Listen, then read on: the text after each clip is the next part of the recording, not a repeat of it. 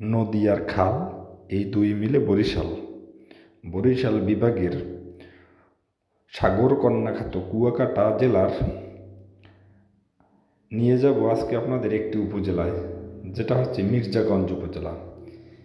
যে উপজেলাতে রয়েছে মরহুম ইয়ারউদ্দিন খলিফার মাজার শরীফ, যা আপনারা দেখতে পাচ্ছেন কত মনোমুগ্ধকর।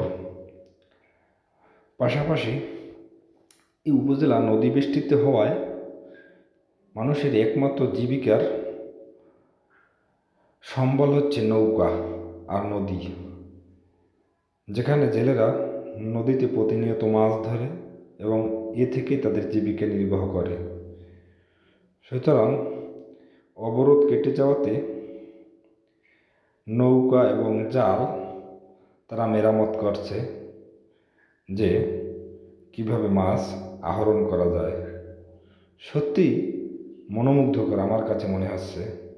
তা আপনাদের কেমন লাগবে জানাবেন। আশা করি আপনাদেরও ভালো লাগবে এই অপরূপ সৌন্দর্য।